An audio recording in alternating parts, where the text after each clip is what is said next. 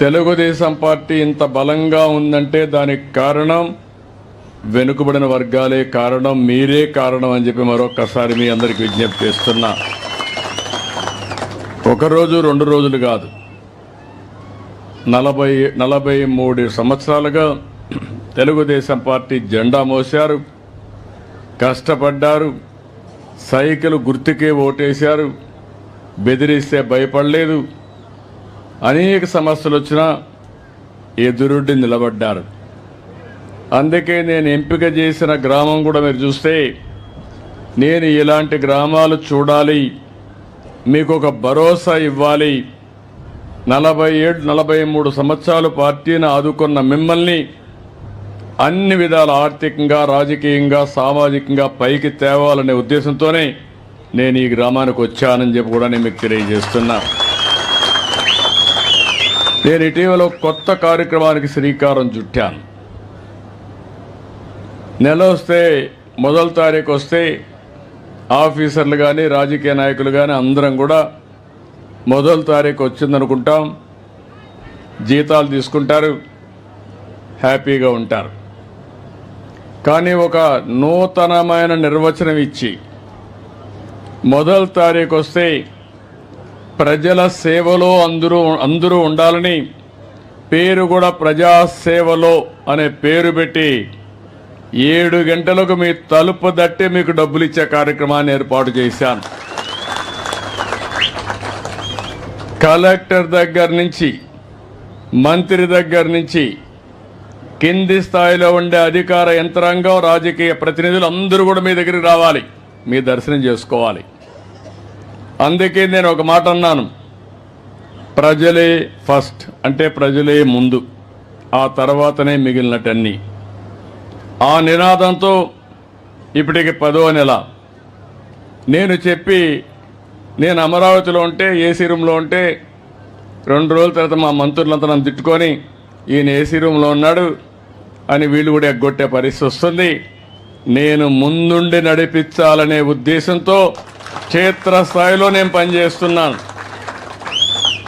ఎప్పుడు కూడా సైన్యం చేసేటప్పుడు, యుద్ధం చేసేటప్పుడు సైన్యాధిపతి ముందుండకపోతే యుద్ధంలో జయించలేము. అందుకని నేను ఈ కార్యక్రమానికి శ్రీకారం చుట్టాను. ఎన్నికల ముందు చాలా విషయాలు మీకు చెప్పాను నేను. ఈరోజు సమస్యలు ఉన్నాయి, చాలా కష్టాలు ఉన్నాయి.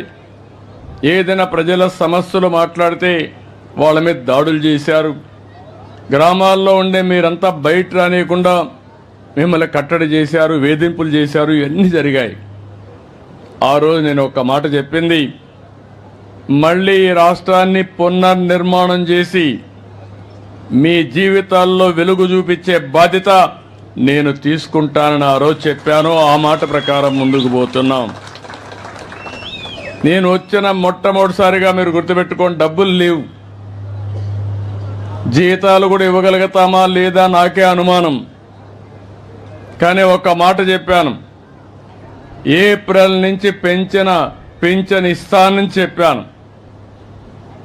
మామూలుగా నేను చెప్పలేదు, అన్నీ ఆలోచించే చెప్పాను. మీరు కష్టాల్లో ఉన్నారు, నాకు ఎన్ని ఇబ్బందులున్నా పర్వాలేదు, ముందు మీకు న్యాయం చేయాలని ఆ రోజు నేను చెప్పాను.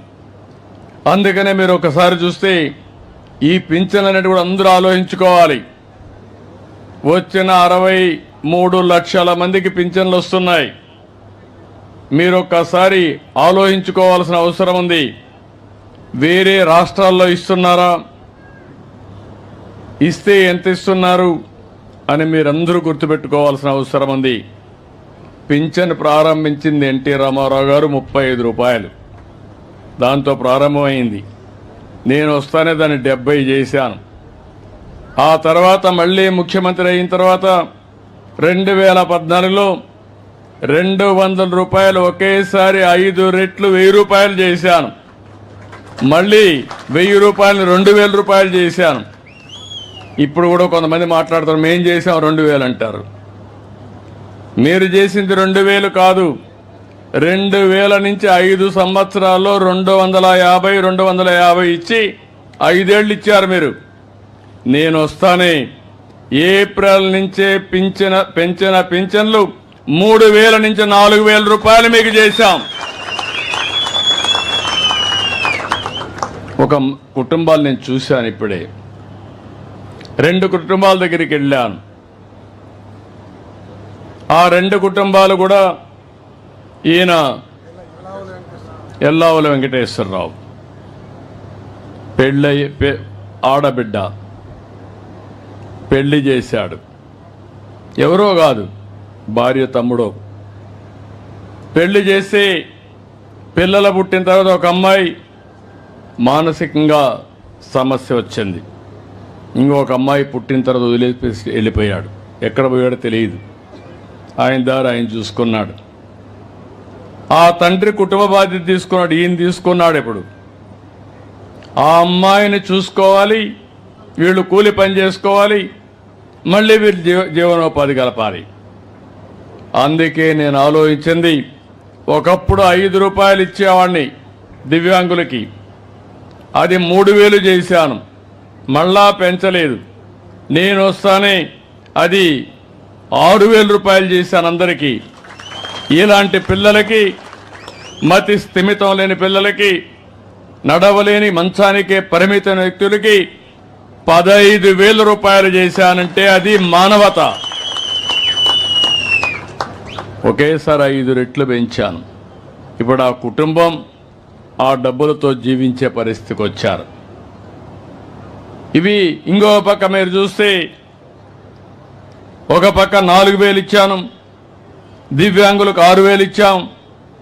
కొంతమంది డయాలసిస్ చేసుకోవడం, కిడ్నీ సమస్యలు రావడం, కొంతమంది చాలా ఇబ్బందుల్లో లెప్రసీ పేషెంట్లు ఉండడం, ఇవన్నీ వచ్చాయి.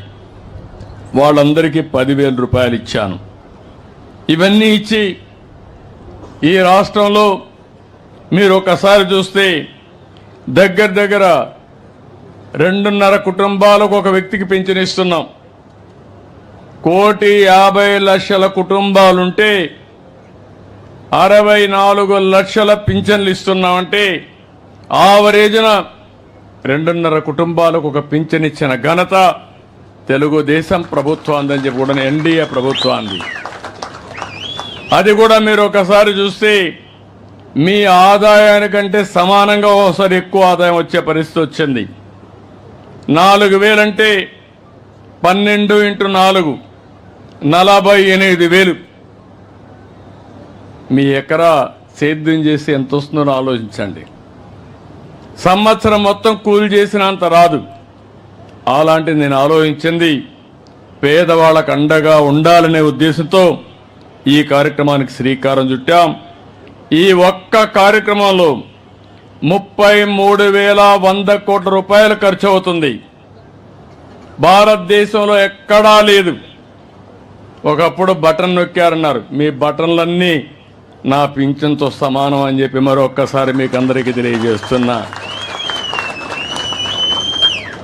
ఇంకో పక్కన మీరు ఒకసారి చూస్తే నెలకు 2,722 కోట్ల రూపాయలు మీ ఇంట్లోకి వస్తుంది నెల నెల అన్ని గ్రామాల్లో. కొంతమంది పింఛన్ తీసుకోవడానికి బయట పోతారు, ఏదో కూలి పనులకో బంధువుల ఇంటికి వెళ్ళిపోతారు. వాళ్ళు మళ్ళీ నెల నెలా పింఛన్ కోసం రావాలి. రాకపోతే ఇచ్చే పద్ధతే లేదు. అందుకే నేను ఆలోచించాను, అలాంటి వారికి ఒక నెల రాకపోతే 2వ నెల తీసుకోండి, 2 నెలలు రాకపోతే 3వ నెల కూడా తీసుకునే అవకాశం ఇచ్చాను. ఈరోజు మీరు చూసినప్పుడు దగ్గర దగ్గర 2 నెలలు తీసుకున్న వాళ్ళు 93,324 మంది ఉన్నారు. నేను మిగలబెట్టుకోవాలంటే 76 కోట్లు మిగులుతుంది నెలకి. కాదు, పేదవాడికి అండగా ఉండాలని అదనంగా 76 కోట్ల రూపాయలు నెలకు మీకు ఇస్తున్నానంటే అది పేదవాళ్ళ పట్ల అభిమానం. ఇంకో పక్కన మీరు చూస్తే 3 నెలలు తీసుకుని 16,000 ఉన్నారు, వాడుకో 14 కోట్లు ఇస్తున్నాం. వీళ్ళు కాకుండా భార్య భర్త ఉంటారు, భర్తకు పింఛన్ వస్తుంది, భార్యకు రావడం లేదు. భర్త చనిపోతే పింఛన్ ఇవ్వకుండా పోతే అనాథయ్యే పరిస్థితి వస్తుంది. భర్త చనిపోయిన వెంటనే భార్యకు పింఛనిచ్చే విధానానికి శ్రీకారం చుట్టామని చెప్పి కూడా నేను మీకు తెలియజేస్తున్నాను. ఆటోమేటిక్గా ఇస్తున్నాం. రెండోది, మీరు ఒక్కసారి గుర్తుపెట్టుకోవాల్సింది, ఈరోజు పింఛన్లు మీ ఇంటికి పంపిస్తున్నాను. 7 గంటలకే పంపిస్తున్నాం. మళ్ళీ టెక్నాలజీలో అనుసంధానం చేస్తున్నాను. ఎక్కడిచ్చాడో కంట్రోల్ రూమ్ నుంచి మీ ఇంటి దగ్గర ఇచ్చాడా, పక్కనిచ్చాడా, లేకుంటే ఎక్కడన్నా వాళ్ళ ఆఫీసు పిలిపించాడా, మొత్తం సమీక్ష చేస్తున్నా. మళ్ళా మీకు ఒక మెసేజ్ పంపిస్తున్నా.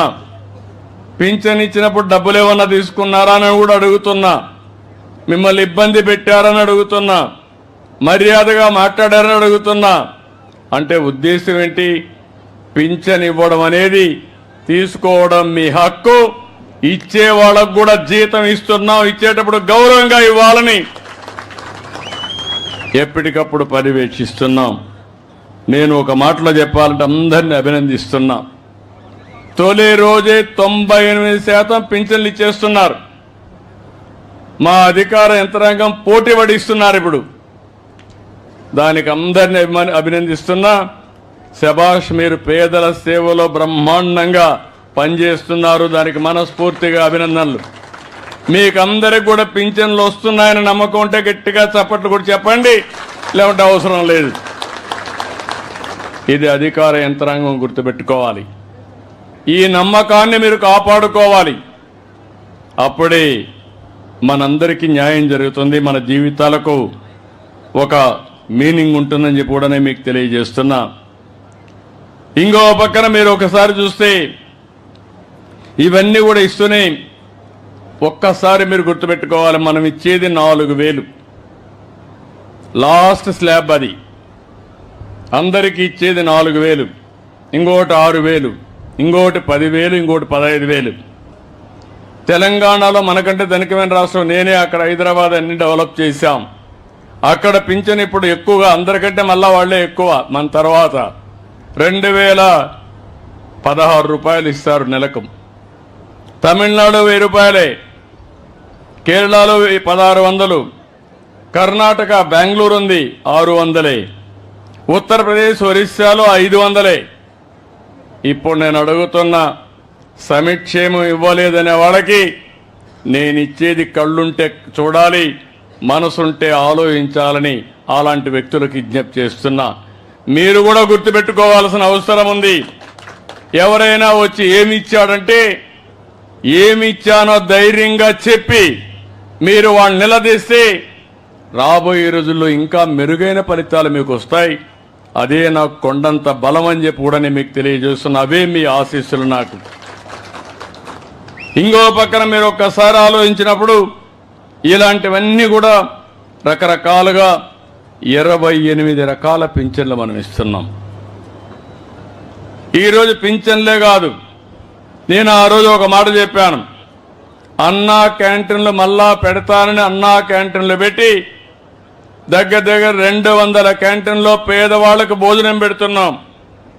రాబోయే రోజుల్లో చినగంజ మండలంలో కూడా ఒక అన్నా క్యాంటీన్ వస్తుంది. మీరు పోతే అక్కడ భోంచేసి ఇక్కడికి వచ్చే పరిస్థితి వస్తారు. ఏదైనా పనికి పోయినప్పుడు ఇలాంటివన్నీ ఏర్పాట్లు చేస్తాం. ఇదే కాకుండా ఇంకొక పక్కన మీరు చూస్తే చాలా కార్యక్రమాలకు శ్రీకారం చుట్టాం. అమరావతి రాజధాని, అక్కడ మన పిల్లలకు ఉద్యోగాలు వస్తాయి. అభివృద్ధి అయితే ఆదాయం వస్తుంది. ఆదాయం వస్తే సంక్షేమ కార్యక్రమాలు ఇవ్వడానికి అవకాశాలు వస్తాయి. మళ్ళీ అమరావతిని గాడిన పెట్టాం. చురుగ్గా పనులు అవుతున్నాయి. 3-4 సంవత్సరాల్లో మళ్ళీ అమరావతికి పూర్వ వైభవం తెచ్చే బాధ్యత ఈ ప్రభుత్వం తీసుకుంటామని కూడా మీకు తెలియజేస్తున్నా. ఇంకో పక్కన పోలవరం, ఆంధ్రప్రదేశ్ రాష్ట్రానికే ఒక జీవనాడి. నీళ్లు కావాలి. గోదావరిలో నీళ్లు సముద్రం లేకపోతున్నాయి. ఇప్పుడు చినగంజాం ఉంది, పక్కన సముద్రం, ఇక్కడ నీళ్లు లేవు. బోర్లు వేసుకుంటే తప్ప నీళ్లు లేని పరిస్థితి ఉంటుంది. అలాంటప్పుడు నదులు అనుసంధానం చేయాలని పోలవరాన్ని మళ్ళీ ఘాట్లో పెట్టాం. పనులు అవుతున్నాయి. 2027కి పోలవరాన్ని పూర్తి చేసి నదుల అనుసంధానానికి శ్రీకారం చుడతాం. దీనివల్ల అనేక లాభాలు వస్తాయి. వ్యవసాయం సుజావుగా జరుగుతుంది. విశాఖపట్నం స్టీల్ ప్లాంట్ మీకు అందరికీ జ్ఞాపకం ఉంటుంది. విశాఖ హక్కు ఆంధ్రుల హక్కుని పోరాడాం, ప్రాణ త్యాగాలు చేశారు. అలాంటి దాన్ని దివాలా దీపిచ్చారు. దివాలా దీపిస్తే ప్రైవేటైజ్ చేస్తామంటే ఇది కరెక్ట్ కాదని అడిగాను. కేంద్రంలో ఉండే బీజేపీ, తెలుగుదేశం, జనసేన కలిసి పనిచేశాం. దీనివల్ల వచ్చిన వెంటనే దగ్గర 11,000 కోట్ల రూపాయలు అదనంగా డబ్బులు ఇచ్చారు. నేను కూడా ముందుకు వచ్చాను. అవసరమైతే నా ప్రజల కోసం ప్రతి నెల 100 కోట్ల రూపాయల చొప్పున 2 సంవత్సరాలు కరెంటు ఛార్జీకి దాన్ని ఈక్విటీ కింద కన్వర్ట్ చేసుకొని నేను ఉచితంగా ఇస్తానని